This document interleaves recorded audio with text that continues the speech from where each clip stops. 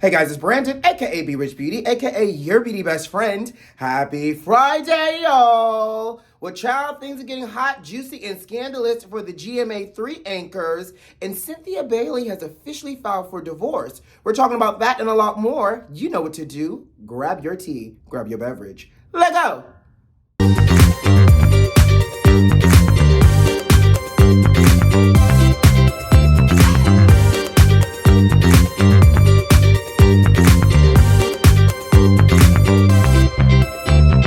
What's going on, Beauty Besties? Happy Friday, and thank God it's Friday. Y'all, it's December 2nd. Y'all, we've officially entered the last month of 2022. I don't know if I'm ready yet, but I feel like I gotta be ready because it's already here. Guys, how was your week?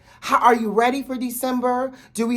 Are we ready for the holidays? Because the holidays are here, child. I'm gonna let you know, I'm currently in LA right now, which is the lovely background that you're seeing here in my hotel room. And I said, I need to talk to my beauty besties. I haven't seen y'all all week. I said, there is so much that has happened in the news this week that we need to sip on it together as I'm drinking out of my Starbucks cup. It's not coffee, it is tea, because I said we have to spill the tea today. So y'all let me know what y'all got planned for the weekend. I'm here until Sunday, so I've been here all week for work, and I'm trying to squeeze in a little play on Saturday and a little work as well for my beauty besties like y'all. So y'all ready to jump into these hot topics? Let's do it. Child, have y'all heard that the country of California is in the news? California is discussing one of the largest reparations in history for Black people. Say what now?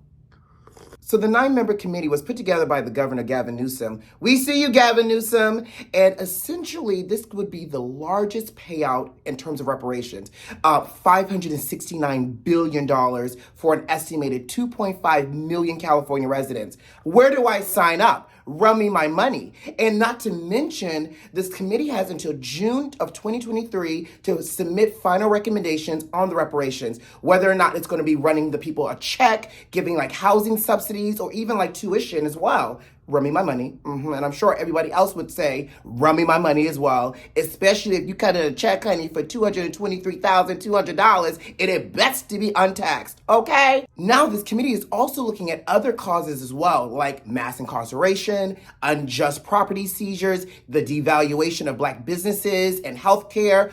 I love what California is doing. I need all the other states, especially the southern states that, owned Black people back in the day, to do the same thing. Run us our reparations, please. We want the nails of T.S. Madison. We want our money, honey, okay? So what do y'all think here about California beginning this reparation conversation? And it looks like this could potentially be a thing. So all y'all California residents, I don't know if it's going to be on an election ballot or whatnot, but I am praying for y'all. I hope y'all get y'all money, because I hope it trickles down to the rest of the United States as well, because it is long overdue. And speaking of the country of California, child, did y'all hear about these middle school students that got treated for a possible edible overdose?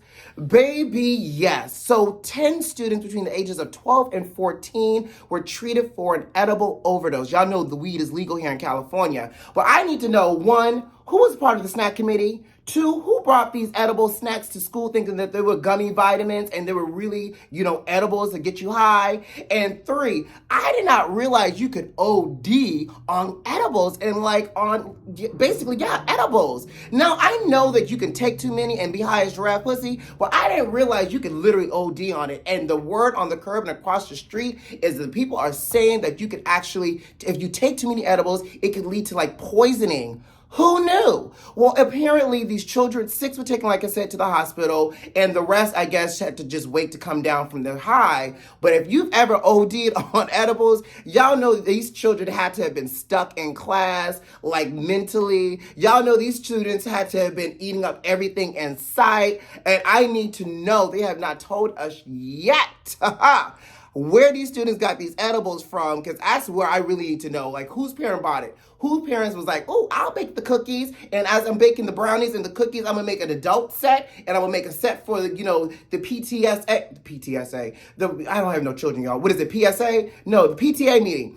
And so I'll make these for the PTA meeting, and they got them switched up, and now everybody's just high. I don't know, but I thought it was, kind of comical, but it's a real deal as well. But yeah, I just want y'all to know, be mindful out here. Don't have y'all kids just eating anybody's vitamins and snacks and such, because you never know what you're gonna get, okay? But let's move on. Baby, I don't know if y'all watched GMA3. I didn't, but I am quite familiar with TJ Holmes, child. And TJ Holmes and Amy Robach have shut down the internet for their alleged office romance. And I guess it's not so alleged because it broke the news this week, and apparently it is going down like the basement. Or I guess, what's done in the dark has officially come to light, right? So TJ Holmes and Amy Robach are co-anchors on GMA3, and both are apparently married, y'all. But I guess it ain't everything that glistens ain't gold at home. And apparently TJ Holmes and Amy are going through separations and or divorces or something, but they were sneaking around on the low. And you know what's interesting? The fact that the way this came to light, it looks like pictures and videos were leaked, but the pictures and videos that were leaked looks like they've been followed by somebody's investigator. Okay, this is giving me very much cheaters. This is giving me very much like TJ must have pissed off his wife, or Amy must have pissed off her husband, and they were suspicious that these two were hanging out and running races together and taking camping trips and hanging out at the bar together. And so one of these spouses got suspicious and hired an investigator and found that they were actually commingling, child. Now, office place romances are nothing new, but I think it's quite interesting that the world was just up, well, I guess the United States of America, and the producers of GMA3 were up in a roar and so concerned on what to do with them with this alleged office place romance. And so now the people are saying that now that these two have been exposed, they are running around giggly on set, and they're just a little bit relieved that they can now,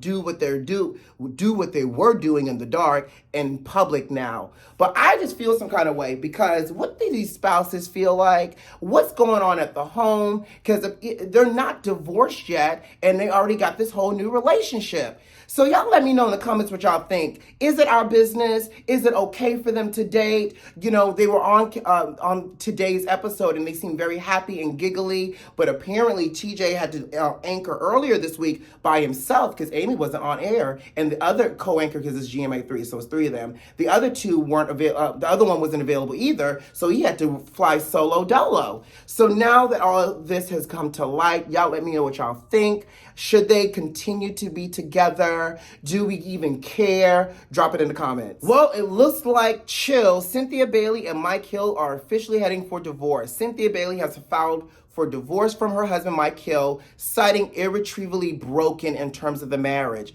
Child, I want to know what happened, because you're not going to use irretrievably broken and think it's just an amicable split, honey. Something that had to have happened, okay? And when she first filed the petition, it said adulterous relations, but then Cynthia's lawyers came back and said that was an accident, and they switched it to irretrievably broken.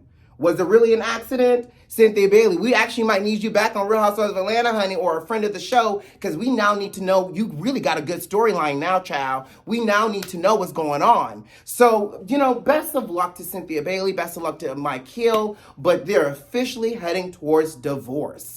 Let's move on. Have y'all been following this Balenciaga situation? I have loosely, and let me just break this down real quick because it's all over the news, and I feel like it's just continuing to spin.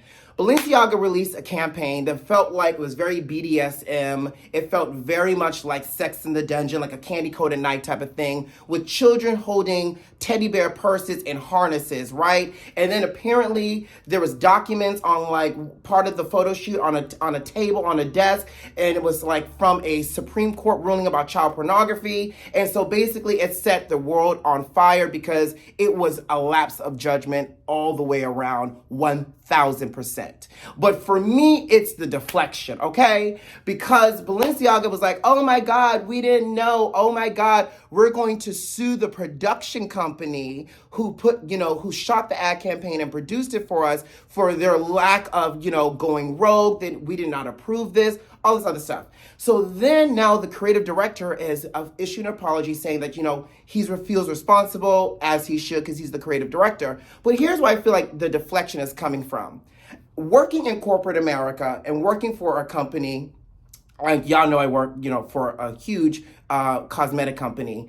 And I know that nothing is made solo dolo. Multiple eyes have to see things. Multiple people have to approve before something goes to print and goes live. So the fact that Balenciaga was trying to sue the production company, and the fact that the creative director is now coming out and apologizing, tells me that there's more people that need to be held accountable. Obviously, the creative director is responsible for what we see from the brand, from the fashion house, but still, this feels crazy to me. And now everybody's trying to break ties with Balenciaga, and it's just stupid. I just want to know who's getting fired, because multiple people have to sign off on this. So I just wanted to talk about that real quick. Y'all let me know. And on that note, guys, I got to go. You know what to do. Subscribe to the channel, like this video, and leave me a comment. Most importantly, check the notifications and make sure they're turned on. Who loves you? I do. Have a great weekend. Bye.